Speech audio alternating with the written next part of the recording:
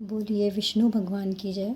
आज हम आपको पुत्रदा एकादशी व्रत की कथा सुनाने वाले हैं। भक्त वत्सल भगवान श्री कृष्ण बोले, हे राजन, इस एकादशी का नाम पुत्रदा एकादशी है। इसमें भी नारायण भगवान की पूजा की जाती है।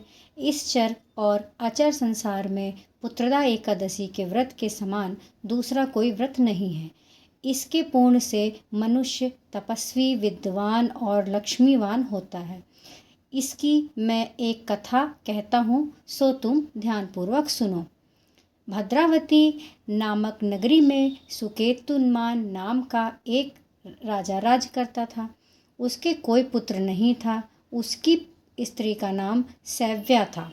वह निपुत्री होने के कारण सदैव चिंतित रहा करती थी। राजा के पितर भी रो रो कर पिंड लिया करते थे और सोचा करते थे कि इसके बाद हमको कौन पिंड देगा। राजा को भाई बांधव, धन, हाथी, घोड़े, राज और मंत्री, इन सब में भी किसी से भी कोई संतोष नहीं होता था। वह सदैव यही विचार करता था कि मेरे मरने के बाद मुझको कौन पिंडदान करेगा। बिना पुत्र के पितरों और देवताओं का ऋण मैं कैसे चुका सकूंगा। जिस घर में पुत्र न हो उस घर में सदैव अंधेरा ही रहता है। इसलिए पुत्र के प्राप्ति के लिए प्रयत्न करना चाहिए। जिस मनुष्य ने पुत्र का मुख देखा है वह धन्य है। उसको इस लोक में यश और परलोक में शांति मिलती है, अर्थात उनके दोनों लोक सुधर जाते हैं।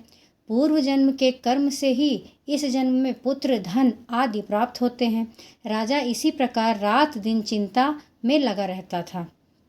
एक समय तो राजा ने अपने शरीर को त्याग देने का निश्चय किया, परंतु आत्मघात को महान पाप समझकर उसने ऐसा नहीं किया।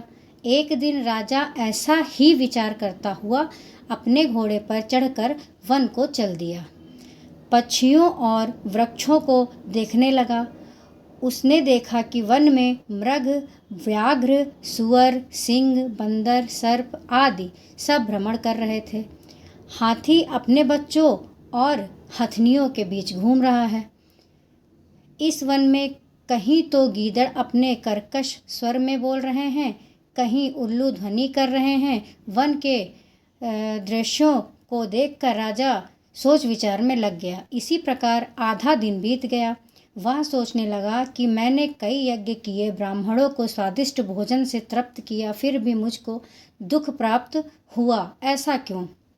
राजा प्यास के मारे अत्यंत दुखी हो गया और पानी की तलाश में इधर उधर फिरने लगा। थोड़ी दूर पर राजा ने एक सरोवर देखा। उस सरोवर में कमल खिले थे तथा सारस, हंस, मगरमच्छ आदि विहार कर रहे थे। उस सरोवर के चारों तरफ मुनियों के आश्रम बने थे। उसी समय राजा के दाहिने अंग फड़कने लगे। राजा शुभ शकुन समझकर घोड़े से उतरकर मुनियों को दंडवत प्रणाम करके बैठ गया। राजा को देखकर मुनियों ने कहा, हे राजन, हम तुमसे अत्यंत प्रसन्न हैं। तुम्हारी क्या इच्छा है सो कहो। राजा ने पूछा, महाराज, आप कौन हैं और किस लिए यहाँ आए हैं, कृपा करके बतलाइए। मुनि कहने लगे कि हे राजन, आज संतान देने वाली पुत्रदा एकादशी है। हम लोग विश्वदेव और इस सरोवर में स्नान करने के लिए आए हैं। यह सुनकर राजा कहने लगा कि महाराज, मेरे भी कोई संतान नहीं है।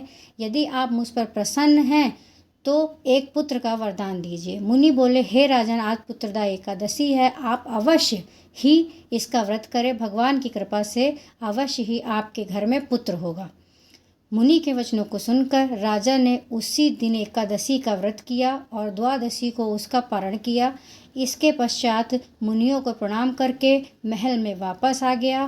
कुछ समय बीतने के बाद रानी ने गर्भ धारण किया और 9 महीने के पश्चात उनके एक पुत्र हुआ। वह राजकुमार अत्यंत सूरवीर, यशस्वी और प्रजापालक हुआ। श्री कृष्ण बोले, हे राजन, पुत्र की प्राप्ति के लिए पुत्रदा एकादशी का व्रत करना चाहिए। जो मनुष्य इस महात्म्य को पढ़ता या सुनता है उसे अंत में स्वर्ग की प्राप्ति होती है। बोलिए विष्णु भगवान की जय हो। और अगर आपको मेरा चैनल अच्छा लगा है तो इसे सब्सक्राइब ज़रूर करिए। ऐसी ही कथाएँ सुनने के लिए आप हमें फॉलो कर सकते हैं, मतलब हमारे चैनल को सब्सक्राइब करिए, लाइक करिए और अच्छा लगा हो तो प्लीज़ शेयर करिए।